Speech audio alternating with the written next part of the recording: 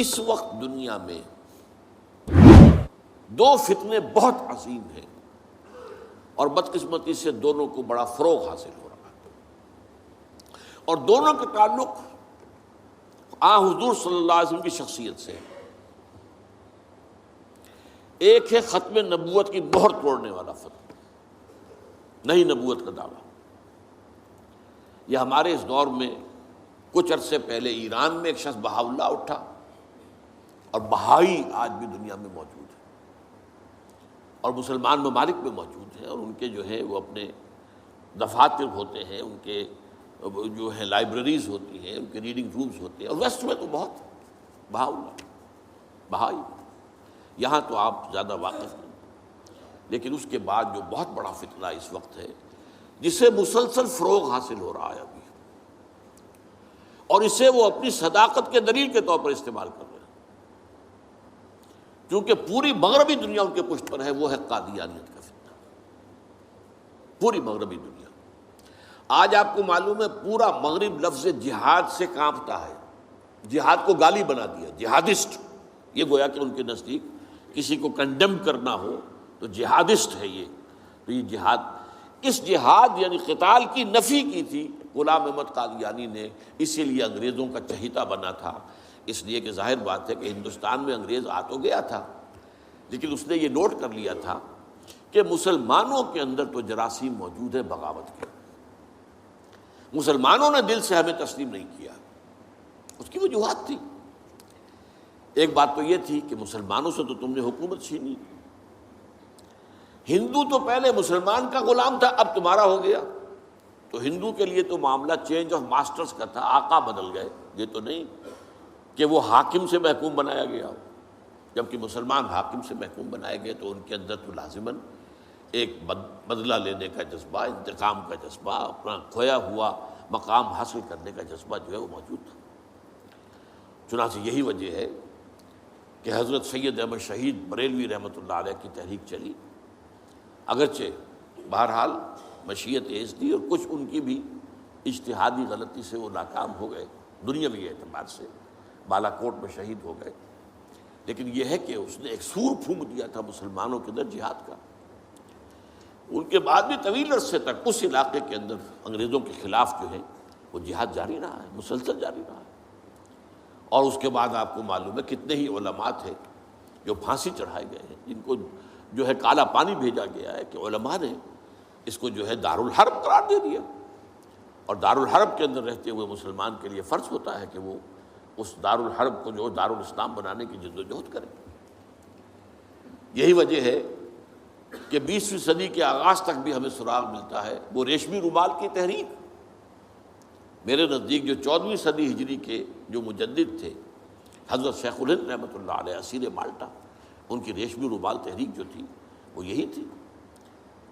ایک تدبیر تھی، بہرحال وہ نہیں چلی، ناکام ہو گئی، یہ دوسری بات ہے۔ تدبیر یہ تھی کہ ادھر ترکوں سے کہا جائے اس وقت تک ابھی خلافت عثمانیت باقی تھی، یہ تو 1924 میں ختم ہوئی ہے، اور یہ میں بات کر رہا ہوں 1915 کی، کہ وہاں کسی کو بھیجا جائے کہ ادھر سے ترک جو ہے وہ حملہ آوروں افواج آئیں، اور ادھر افغانستان بھیجا جائے کسی کو، وہاں سے افغانستان سے مسلمان حملہ کریں اور ادھر اندر سے ہم بغاوت کریں تو انگریز کو یہاں سے اٹھا کر پھینک دیں۔ لیکن بات جو تھی، پھر میں کہوں گا مشیت ایسی قریب معاملہ ہوتا ہے۔ حضرت شیخ الہند خود گئے تھے ترکی سے مدد لینے کے لیے، پہلے وہاں حجاز گئے، اس لیے کہ حجاز میں ابھی مدینہ منورہ میں ترک گورنر موجود تھا، ابھی جو ہے وہ شریف حسین جو تھا جس نے بغاوت کی تھی ترکوں کے خلاف، مکے پر تو اس کا قبضہ تھا، مدینے پر نہیں تھا، تو وہاں گورنر جو ہے ترکی کے خلافت عثمانیہ کے موجود تھے، ان سے ملاقات کی اور آگے جانے کا فیصلہ بھی تھا۔ لیکن اسی اثناء میں مخبری ہو گئی، اور شریف حسین والی مکہ نے، جس کی یہ نسل ابھی تک چل رہی ہے، یہ جو اردن کا بادشاہ بیٹھا ہوا ہے، یہ اسی کا پڑ پوتا سمجھ لیجئے، یا پڑ پوتا یا سگڑ پوتا، یہ وہ نسل ہے ہاشمی، ہاشمائٹ۔ اس نے حضرت شیخ الہند کو گرفتار کر کے اور چاندی کی تشتری میں رکھ کر انگریز کو پیش کر دیا، یہ آپ کا باغی یہاں پر آ کر اور آپ کے خلاف سازشیں کر رہا ہے۔ اور دیکھیے انگریز انہیں کہاں لے گیا، مالٹا، میڈیٹرینین سی کا ایک جزیرہ، بحیرہ روم کا، آخر ہندوستان میں بھی تو واپس لا سکتا تھا، ہندوستان کی کسی جیل میں نہیں۔ اقبال کے نفس سے ہے لالے کی آگ تیز، ایسے غزل سرا کو چمن سے نکال دو، تو وہاں رکھا ہے انہیں 4 سال وہاں پر وہ، اور ٹی وی جو ہے وہ اپنی آخری حد کو پہنچی ہے تو چھوڑا ہے کہ ہماری اگر قید کے اندر یہ انتقال ہو گیا ان کا تو پھر طوفان اٹھ جائے گا۔ تو ایک فتنہ تو یہ ہے جو ختم نبوت کا، چونکہ اس قتال کے خلاف فتویٰ دیا تھا، دین کے لیے حرام ہے اب دوستو قتال، قتال فی سبیل اللہ ختم ہو گیا، لہذا انگریزوں نے ان کا چہیتا بنا، ان کے فتنے، آج بھی پورا ویسٹ جو ہے، یورپ میں، امریکہ میں، انگلینڈ میں آج کل ان کا مرکز ہے، اور ان کے خطبے جو ہیں اس کے امام جو کہلاتا ہے خلیفہ، وہ آپ کو معلوم ہے کہ وہ سیٹلائٹس کے اوپر جو ہے وہ نشر ہوتا ہے۔ دوسرا فتنہ جو ہے جو اپنی تاثیر کے اعتبار سے اس پہلو سے اس سے بھی زیادہ خطرناک ہے کہ وہ زیادہ پھیل رہا ہے اور اس کا ادراک اور احساس نہیں ہے۔ ختم نبوت کا معاملہ تو ایسا ہے جو اتنا واضح ہے، کسی کا نبوت کا دعویٰ کرنا اتنا واضح ہے کہ ہر مسلمان سمجھ لے گا کہ واقعی وہ تو دائرہ اسلام سے خارج ہو گئے، اور جو اسے مانے وہ دائرہ اسلام سے خارج۔ چنانچہ یہ فیصلہ جو ہے ہمارے ہاں آپ کو معلوم ہے سرکاری سطح پر، حکومتی سطح پر، ریاست کی سطح پر، پارلیمنٹ نے طے کیا کہ قادیانی خواہ وہ ربوائی ہے اصل قادیانی، خواہ وہ لاہوری ہے جو لاہوری احمدی اپنے آپ کو کہتے ہیں، وہ دونوں دائرہ اسلام سے خارج ہیں۔ لیکن یہ دوسرا فتنہ وہ ہے کہ جو اندر ہی اندر جیسے دیمک جو ہے لکڑی کو کھا جاتی ہے،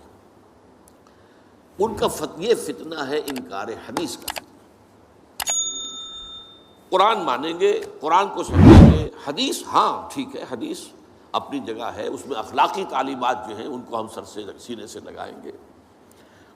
لیکن مطاع جو ہے حضور کی ذات صرف اپنے زمانے کے لیے تھی، بعد کے لیے نہیں۔ میں نے جو آج آپ کو آیات سنائی تھی، قل اطیعوا اللہ واطیعوا الرسول، اے نبی کہہ دیجئے اطاعت کرو اللہ کی اور اطاعت کرو رسول کی صلی اللہ علیہ وسلم۔ فَإِن تَوَلَّوْا، پھر اے نبی اگر یہ پیٹھ موڑ لے، فَإِنَّمَا عَلَيْهِ مَا حُمِّلَ وَعَلَيْكُمْ مَا حُمِّلْتُمْ، تو ان سے کہہ دیجئے، انہیں یہ بات بتا دیجئے کہ جو ذمہ داری ہم نے ڈالی اپنے رسول پر وہ اسی کے مسئول ہوں گے، جو ذمہ داری تم پر پڑی ہے اس کے مسئول تم ہوگے۔ وَإِن تُطِيعُوهُ تَهْتَدُوا، اور اگر تم ان کی اطاعت کرو گے تبھی تم ہدایت پر ہوگے۔ دوسرا سورۃ تغابن کی آیت میں نے آپ کو سنائی تھی، وَأَطِيعُوا اللَّهَ وَأَطِيعُوا الرَّسُولَ فَإِن تَوَلَّيْتُمْ فَإِنَّمَا عَلَىٰ رَسُولِنَا الْبَلَاغُ الْمُبِينُ، اطاعت کرو اللہ کی، اطاعت کرو رسول کی صلی اللہ علیہ وسلم۔ پھر اگر تم نے پیٹھ موڑ لی تو جان لو کہ ہمارے رسول پر تو صرف پہنچا دینے کی ذمہ داری تھی، آگے تم مسئول ہو کہ تم تک جو پہنچا دیا گیا تھا پیغام تم نے اسے قبول کیوں نہیں کیا۔ یہ جو اطاعت رسول ہے یہ دائمی ہے، یہ ایسا نہیں ہے کہ صرف حضور اس کے لیے الفاظ استعمال کر دیتے ہیں۔ وہ مرکز ملت اپنے دور میں اپنے زمانے میں مرکز ملت تھے محمد صلی اللہ علیہ وسلم، لہٰذا امیر جماعت کی حیثیت سے، امیر ملت کی حیثیت سے ان کا حکم مانا جانا ضروری تھا۔ لیکن آئندہ تو جو بھی امیر ہوگا، جو بھی مرکز ملت ہوگا، جو بھی حکومت بنے گی، جو بھی مسلمانوں میں حاکم ہوگا، ان کی اطاعت فرض ہے۔ اور یہ فتنہ اس تیزی سے پھیلا ہے، اس تیزی سے پھیلا ہے، اس لیے کہ شریعت کی بہت سی پابندیاں ان لوگوں نے اسی حوالے سے حدیث کو اٹھا کر پھینک دیا۔ پردہ کوئی شے نہیں ہے، کوئی خاص شے نہیں ہے، پردہ جو ہے یہ تو ایک خاص دور کا کلچر تھا بس۔ اب قرآن مجید کی آیات کی جو ہے وہ غلط تعویلیں کر رہے ہیں، ترجمے غلط کر رہے ہیں۔ اب عام آدمی جو ہے، عام جدید تعلیم یافتہ آدمی جو ہے، اسے کہاں عربی کا پتہ ہے، وہ اسے کہاں پتہ چلتا ہے کہ یہ جو آیت کا ترجمہ کیا جا رہا ہے یہ غلط کیا جا رہا ہے، ٹیڑھا کیا جا رہا ہے۔ یہی آیات کے ترجمے میں تحریف قادیانیوں نے کی ہے۔ ان کا ایک عام مبلغ اور ان کے زیر اثر کوئی شخص آئے آپ سے بات کرے، آپ ہکا بکا رہ جائیں گے، وہ آیتوں پر آیتیں پیش کرے گا، لیکن ترجمے اس کے غلط کر رہے ہیں۔ آخر وہی آیتیں ہیں جو 1400 برس تھے مسلمان جو ہیں صحابہ سے لے کر اور ہمارے دور تک علماء پڑھتے آئے ہیں، ان کا ترجمہ انہوں نے کیا۔ تو یہاں پر بھی یہ ہے کہ وہ تعویلیں غلط کرتے ہیں، اور ایسی ایسی تعویلیں کہ ذرا سے بھی عقل اگر ہوتا کیا ہے، انسان کی مت ماری جاتی ہے۔ کسی خاص معاملے میں آپ کسی شخص سے متاثر ہو گئے، اب اس کی ہر بات آپ قبول کرتے جائیں گے، اس پر جو ہے تنقیدی نگاہ نہیں ڈالیں گے، یہ کمزوری ہے۔ چنانچہ ایسی ایسی تعویلیں بھی ہیں کہ یہ قرآن مجید میں جو آیا ہے کہ چور مرد ہو یا عورت ہو ہاتھ کاٹ دیے جائیں، اس کا مطلب ہاتھ کاٹنا نہیں ہے، تو مولویوں نے خامخواہ غلط بات سمجھی ہے، تو بڑا وحشیانہ فعل ہے۔ اس کا مطلب یہ ہے ہاتھ کاٹ دو، جیسے کہ کبھی والدین کہتے ہیں اپنے بیٹے سے، بیٹے تم نے تو ہمارے ہاتھ کاٹ دیے، یعنی کوئی معاملہ ایسا ہے کہ تم نے ایسی بات کر دی ہے کہ اب ہمارے پاس کچھ نہیں رہا، کوئی چارہ کاری نہیں، تو گویا کہ تم نے ہمارے ہاتھ کاٹ دیے۔ تو ایسا معاشرہ پیدا کر دو کہ چوری کی ضرورت ہی نہ ہو، بس یہ ہے ہاتھ کاٹ دینا، معاذ اللہ۔ حالانکہ قرآن مجید اس کے بعد کہتا ہے جزاء لما کسبا نکالا من اللہ،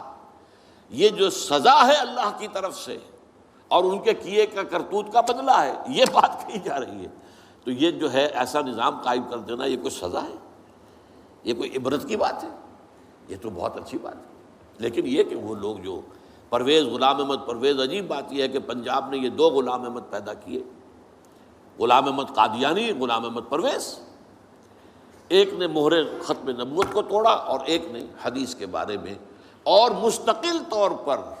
سنت رسول کو شریعت کے بنیاد ہونے کی حیثیت سے چیلنج کر دیا۔ اور یہ فتنہ میں آپ سے عرض کر رہا ہوں، آج چونکہ جیسے قادیانیوں کو پوری مغرب کی سپورٹ ہے، ایسے اس فتنے کو بھی، کیونکہ وہ کلیش آف سویلائزیشن میں اسلامی تہذیب کو ختم کرنے کے درپے ہو گئے ہیں، اور اسلامی تہذیب کا اور شریعت کا دار و مدار اکثر و بیشتر تو حدیث پر ہے، سنت پر ہے، لہذا وہ دین کی جڑ کاٹنے کے لیے یہ جو انکار حدیث کا فتنہ، یہ استخفاف حدیث کا فتنہ ہے، اس کو سپورٹ کر رہے ہیں۔ اور رینڈ کارپوریشن کی جو سفارشات ہیں ان میں شامل تھا یہ کہ ایسے ماڈرنسٹ کہ جو اسلام کی ایسی تعبیریں کریں جو ہماری تہذیب کے ساتھ مماثل ہو جائیں، تو ان کو سپورٹ کیا جائے، اور انہیں خاص طور پر الیکٹرانک میڈیا پر انہیں ایکسپوجر دیا جائے، اور آج یہ ہو رہا ہے پاکستان میں بڑے پیمانے پر۔ تو یہ جو ہے اس اعتبار سے آج زیادہ ضرورت ہے کہ ہم حدیث نبوی کا مطالعہ کریں، تاکہ اس کی عظمت جو ہے وہ ہمارے دلوں میں جاگزیں ہو جائے، اور حضور صلی اللہ علیہ وسلم کے ساتھ ایک محبت کا اشتوا جو ہے رشتہ مضبوط ہو جائے۔